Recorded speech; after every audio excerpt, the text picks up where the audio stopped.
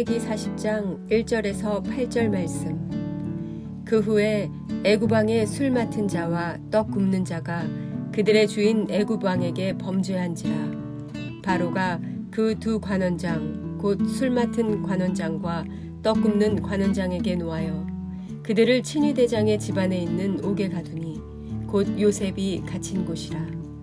친위대장이 요셉에게 그들을 수종들게 하매 요셉이 그들을 섬겼더라. 그들이 갇힌 지 여러 날이라. 옥에 갇힌 애굽 왕의 술 맡은 자와 떡 굽는 자 두 사람이 하룻밤에 꿈을 꾸니 각기 그 내용이 다르더라. 아침에 요셉이 들어가 보니 그들에게 근심의 빛이 있는지라. 요셉이 그 주인의 집에 자기와 함께 갇힌 바로의 신하들에게 묻되 어찌하여 오늘 당신들의 얼굴에 근심의 빛이 있나이까? 그들이 그에게 이르되 우리가 꿈을 꾸었으나 이를 해석할 자가 없도다. 요셉이 그들에게 이르되 해석은 하나님께 있지 아니하니까 청하건대 내게 이르소서. 아멘.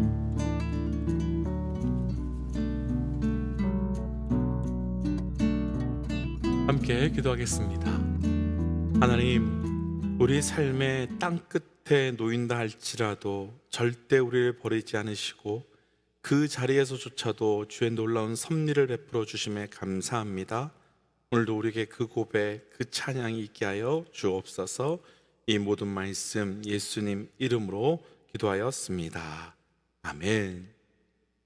할렐루야. 우리 삶의 모든 순간, 모든 자리에 하나님의 놀라우신 섭리의 뜻을 심어두시고 그것을 통해 하나님의 뜻이 이루어지도록 우리 삶에 역사하시는 나의 주, 나의 하나님의 이름을 높이 찬양합니다. 오늘 우리가 함께 나눌 말씀의 제목은 감옥으로 내려가다, 감옥으로 내려가다라고 하는 말씀의 제목입니다. 앞서 한번 나누었던 내용이긴 한데요, 한 번 더 우리가 오늘 말씀을 묵상하면서 시작하면서 나눌 것이 있는데, 우리가 성경에서 발견해야 되는 그 핵심 메시지는 무엇인가 라고 하는 질문입니다. 성경을 우리가 묵상하면서 때로는 도덕적이고 또 윤리적인 것에 대한 답을 찾고, 또 때로는 그 안에서 영적 방향에 대해서 우리가 고민하기도 합니다. 그러나 창세기에서부터 요한계시록까지 그 안에서 우리가 절대로 놓치지 말아야 하는 것 중에 한 가지가 바로 예수 그리스도, 곧 우리를 구원하시기 위하여 이 땅에 오신 그리스도 되신 예수의 메시지입니다. 우리가 계속해서 묵상하고 있는 요셉은 많은 그리스도인들이 참 좋아하는 성경 인물이기도 합니다. 그래서 자녀들의 이름을 요셉이라고 짓기도 하지요. 그런데 우리가 요셉을 좋아하는 이유가 요셉이 이런저런 고생을 하고 또 이런저런 억울한 일을 당했지만 결국에는 마지막에 애굽의 총리가 되었고, 그래서 자기의 가족을 구했다라고 하는 성공 스토리 때문이라면, 어쩌면 우리는 하나님 나라 때문에 하나님을 믿는 것이 아니라 우리의 성공을 이루어내기 위하여 하나님을 믿는 것이 아닌지도 모르겠습니다. 오늘 말씀은 요셉이 감옥에 들어간 삶이 나타납니다. 오늘 말씀을 통해서 우리가 보아야 하는 그 요셉의 진짜 삶은 무엇인지 함께 묵상하고, 그 삶 속에서 이루어지는 하나님의 놀라운 그 구원의 섭리가 우리에게도 동일하게 경험되시는 은혜가 있기를 주의 이름으로 축복합니다. 감옥으로 내려가다 첫 번째, 오늘 먼저 우리 본문 중에요 1절 말씀을 같이 한번 좀 읽어볼까요? 1절 말씀입니다. 함께 읽지요. 그 후에 애굽 왕의 술 맡은 자와 떡 굽는 자가 그들의 주인 애굽 왕에게 범죄한지라. 아멘. 오늘 말씀의 시작은 요셉의 감옥에 들어가게 되고, 감옥에 들어간 지 얼마 되지 않았을 때 왕의 술 맡은 관원과 떡 굽는 관원이 범죄하여 감옥에 들어오게 되었다라고 하면서 말씀이 시작이 됩니다. 혹시 아주 이 짧은 구절 안에서 요셉과 비교되는 것이 혹시 보이시는지요? 술 맡은 관원과 떡 굽는 관원이 감옥에 들어온 이유와 요셉이 감옥에 들어간 이유의 차이가 혹시 보이시는지요? 우리가 너무나도 잘 알지만 감옥은 죄가 있는 자들이 들어가는 자리가 감옥이지요. 자신들이 저지른 죄의 대가로 감옥에 들어가게 되고 그 죄값을 치르는 곳이 바로 감옥입니다. 그래서 술 맡은 관원과 떡 굽는 관원은 그 감옥에 자기의 죄로 인해서 들어오게 된 것입니다. 그런데 그들은 애굽 왕에게 범죄하였고 그 범죄함으로 감옥에 들어왔지만 요셉은 감옥에 왜 들어오게 되었던 겁니까? 요셉이 범죄했기 때문입니까? 아니었습니다. 그렇지 않습니다. 요셉이 감옥에 들어온 이유는 그가 죄를 지었기 때문 것이 아니라 그 죄가 오히려 다른 사람들이 죄를 지었기 때문에 지금 요셉은 감옥 안에 들어와 있게 된 것입니다. 보디발의 아내가 유혹했을 때 그 유혹을 거부하자 보디발의 아내가 요셉에게 자기의 죄를 누명 씌워서 죄인으로 만들어 감옥에 들어오게 된 거지요. 같은 감옥에 들어가 있습니다. 그런데 한 사람은 자기들의 죄 때문에 들어가 있고 한 사람은 다른 사람의 죄 때문에 지금 감옥에 들어와 있는 겁니다. 지금 요셉이 왜 감옥에 들어오게 되었는지 한번 조금 더 깊이 있게 조금 더 멀리로 한번 생각해 보고 싶습니다. 처음 요셉이 애굽으로 내려오게 된 것은 요셉이 잘못했기 때문에 그런 것이 아니라 형들의 죄 때문이었습니다. 그리고 지금 요셉이 감옥에 들어온 것도 요셉의 죄 때문이 아니었습니다. 보디발의 아내의 죄 때문이었습니다. 그런데 요셉은 그들의 죄를 대신하면 할수록, 그런데 요셉은 그들의 죄가 쌓아지면 쌓아질수록 점점 더 내려가게 되는 모습이 나타나더라는 겁니다. 곧 요셉은 형들의 죄를 대신해서 애굽으로 팔려갔고, 곧 요셉은 보디발의 아내의 죄를 대신하여 감옥에 들어가게 되었습니다. 정작 죄 지은 자들은 요셉으로 인해서 그 죄가 감추어지고 그 죄가 가리워졌는데, 죄를 지은 자들은 자신들의 죄를 철저히 감추고 외면하고 그리고 무엇보다도 잘 살고 있는데 요셉은 감옥에 들어가 있습니다. 믿음의 동지 여러분, 분명 우리는 죄인입니다. 분명 우리는 죄인이지요. 어제도 죄를 지었고 오늘도 죄를 지었고 내일도 죄를 지을 것입니다. 이렇게 확신할 수 있는 분명한 이유는 우리가 존재적으로 부인할 수 없는 죄인이기 때문입니다. 그런데요, 어떻게 죄인인 우리가 이렇게도 잘 살아갈 수 있는 걸까요? 죄인인 우리가 어떻게 아무런 죄 없는 것처럼 고개를 들고 살아갈 수 있는 걸까요? 그분이 죄인이 되어 주셨기 때문입니다. 그분이 우리의 죄의 결과인, 우리의 죄의 열매인 사망을 대신 감당해 주시고 죽음의 감옥 그 깊숙이 들어가 주셨기 때문입니다. 그분이 우리의 죄의 결과인 그 죽음의 감옥에서 우리의 죽음을 대신해 주셨기 때문에 죄인임에도 불구하고 죄인이 아닌 것처럼, 죄를 짓고 있음에도 불구하고 죄를 짓지 않고 있는 것처럼 살아가고 있는 겁니다. 분명한 것은 우리는 요셉의 형들과 그리고 보디발의 아내와는 다른 고백이 있어야 한다는 겁니다. 이들은 자신들의 죄가 요셉이 애굽으로 팔리고 요셉이 감옥으로 들어가 감추어졌다고 생각했을 것입니다. 그래서 자신들의 죄는 다 해결되고 자신들의 죄는 드러나지 않게 되었을 거라고 생각했을 겁니다. 그래서 그들은 뻔뻔하게 죄인임에도 불구하고 죄인이 아닌 것처럼 살았을지도 모르겠습니다. 하지만 우리의 고백은 정말 달라야 됩니다. 우리의 고백은 완전히 달라져야 됩니다. 우리는 내 죄 때문에 애굽으로 팔려가듯 유대인들에게 팔려간 예수님을 내 죄 때문에 그 팔려 감옥에 들어간 것을 보아야 되고, 요셉이 보디발의 아내 죄 때문에 감옥에 들어간 것처럼 내 죄 때문에 예수님의 십자가에 들어갔다고 그것을 보고 고백할 수 있어야 되는 겁니다.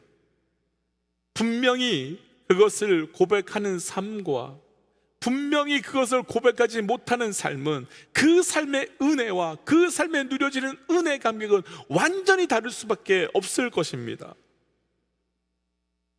사랑하는 믿음의 동역자 여러분, 우리의 죄가 드러나지 않아 죄인이 아닌 것이 아니라 그분이 내 죄를 가져가셨기 때문에 내가 죄인이 아닌 것처럼 살고 있는 겁니다. 우리가 그분이 내 죄를 가져가셨기 때문에, 그분이 내 죄를 대신하셨기 때문에 우리가 죄인이 아닌 것처럼 살고 있는 겁니다.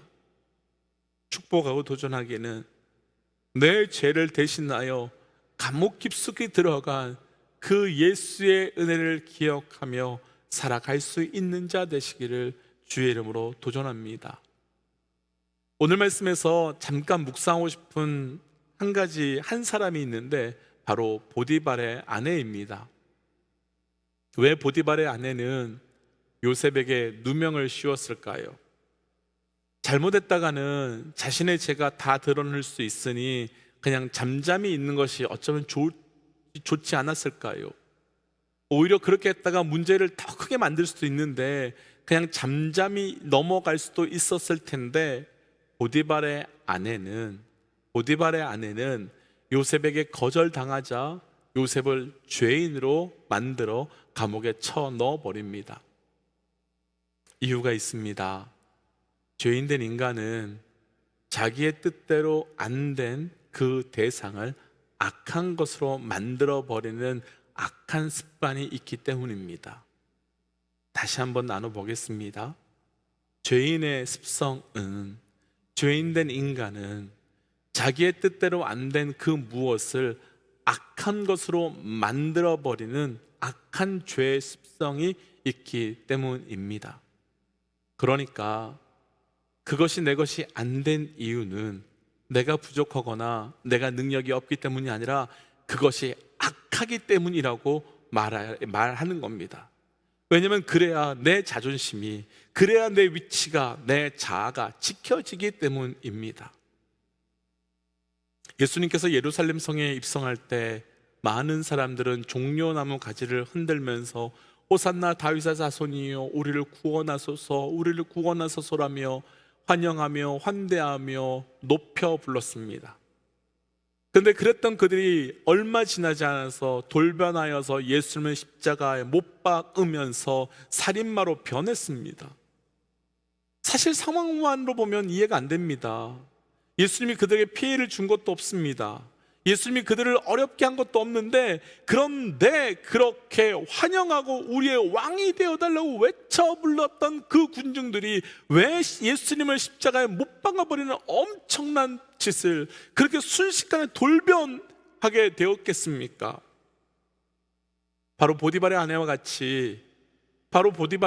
같이 예수님이 우리의 기대와 같이 왕이 되어서, 강력한 왕이 되어서 로마의 압제로부터 우리를 구해 주실 것이라고 기대하고 믿었는데, 나의 기대와 나의 믿음을 예수님이 채워주지 못하니까 우리의 기대와 우리의 믿음이 잘못되었다고 인정하고 싶지 않아서, 인정할 수 없으니까 예수님을 죄인으로 만들어서 저 사람이 죄인이기 때문에 우리의 기대와 우리의 믿음을 채울 수 없다라고 만들어버릴 수밖에 없었던 겁니다.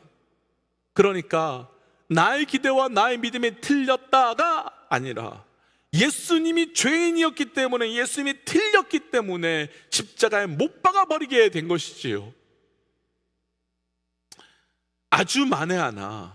정말 아주 만에 하나 보디발의 아내가 자기의 뜻대로, 자기의 욕구대로 되지 않은 이 사건 앞에서 잠깐이라도 정신 차렸다면, 그래서 결혼한 내가, 남편이 있는 내가 과연 지금 무엇을 하고 있는 건가? 라고 하는 생각을 하고 돌이켰다면 보디발의 아내의 삶이 어떠했겠습니까?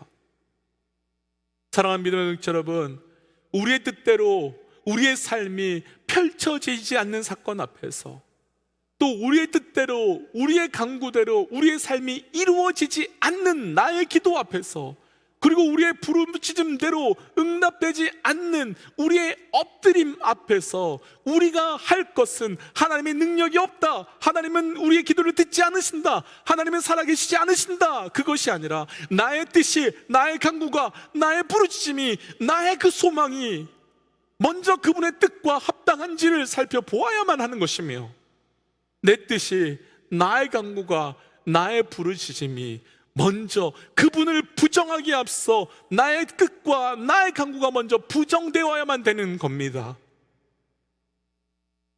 요셉이 애굽에 팔려가고 감옥에 들어간 것도, 그리고 예수님이 감옥에 들어가고 십자가를 지신 것도 그 삶이 틀렸거나 잘못되었기 때문이 아니라 오히려 철저히 하나님의 뜻에 맞추어 살았기 때문입니다.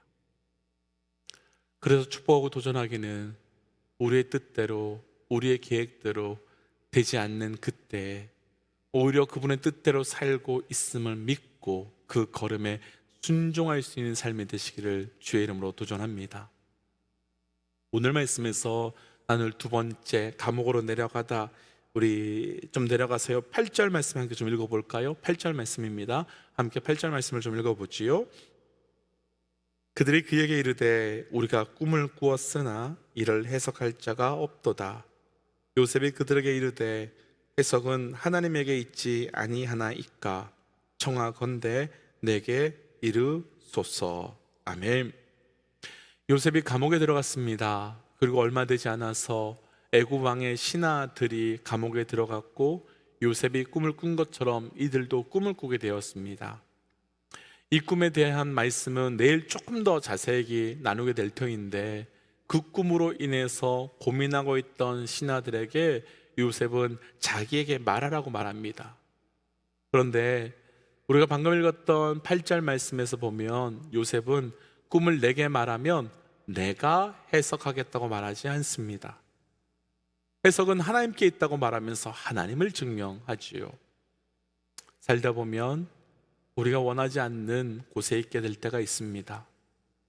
살다 보면 우리가 원하지 않는 곳에 가게 될 때도 있고, 우리가 원하지 않는 사람을 만나야 될 때도 있습니다.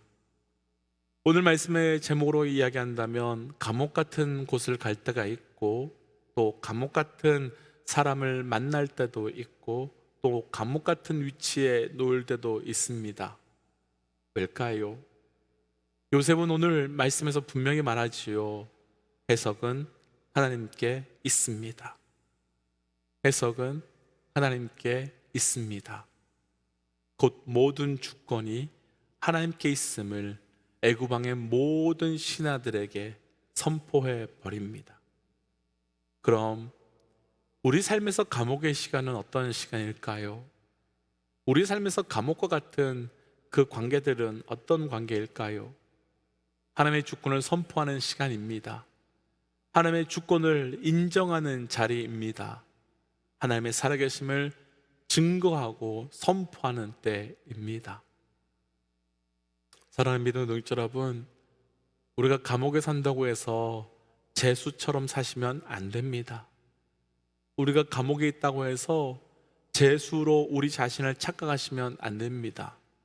우리는 죄인 된 그들에게, 곧 하나님의 주권을 인정하지 않고 나의 주인됨으로 살아왔던 그들에게 하나님의 주권을 선포하고 하나님의 살아계심을 증거하기 위하여 나를 감옥에 보내주신 사명을 갖고 사는 죄수일 뿐입니다. 지금 우리 삶의 그 어떤 현장이든 감옥과 같이 느껴지는 그 자리가 있다면 벗어나기 위해 애쓰는 것이 아니라 하나님의 직권을, 하나님의 그 살아계심을 그 감옥된 그 자리에서 증거하기 위하여 살아가시기를, 그리고 그 증거하기 위하여 그 사명을 감당하시기를 위해 살아가십시오.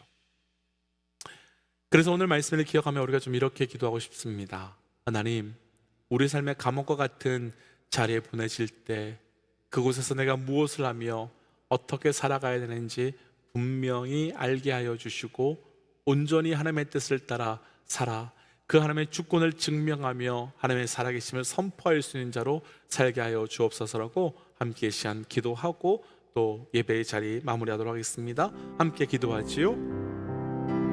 하나님 주셨던 말씀 나갑니다. 아버지 주께서 주셨던 그 말씀을 나가도록 주여 그 말씀을 지키게 하시고 말씀을 낼 수 있게 하여 주시옵소서. 하나님 주의 놀라운 은혜를 기대하고 있습니다. 아버지여 나를 건강하게 하시고 분명한 이유를 알게 하시고 그 감옥과 같은 승리케 하여 주시옵소서. 하나님 우리의 삶에서 그 감옥과 같은 자리로 보내질 때가 있음을 압니다. 한 사람은 자기의 죄로 인하여 감옥에 들어갔고 한 사람은 다른 사람의 죄로 인하여 감옥에 들어갔습니다. 우리가 죄 없이 사는 것은, 우리가 죄인이 아닌 것처럼 사는 것은 우리의 죄를 위하여 감옥에 들어간 그분 때문임을 기억하며 감사하며 은혜로 사는 자 되어가길 원합니다. 하나님, 그래서 오늘도 또한 나를 감옥에 보내신 그 하나님의 분명한 뜻을 분별하여 감옥과 같은 나의 삶에서 하나님만을 증명하며 살아갈 수 있는 나의 인생 될 수 있도록 힘과 능력으로 함께하여 주옵소서. 이 모든 말씀 예수님 이름으로 기도하였습니다. 아멘. 사랑하는 믿음의 동지 여러분, 믿음의 사람에게는 감옥은 비전의 자리이며 사명의 자리이며 하나님의 임재의 자리입니다. 오늘 우리 삶에 그런 감옥과 같은 자리의 시간, 만남이 있다면 오늘부터는 영적 반응을 완전히 바꾸시는 겁니다.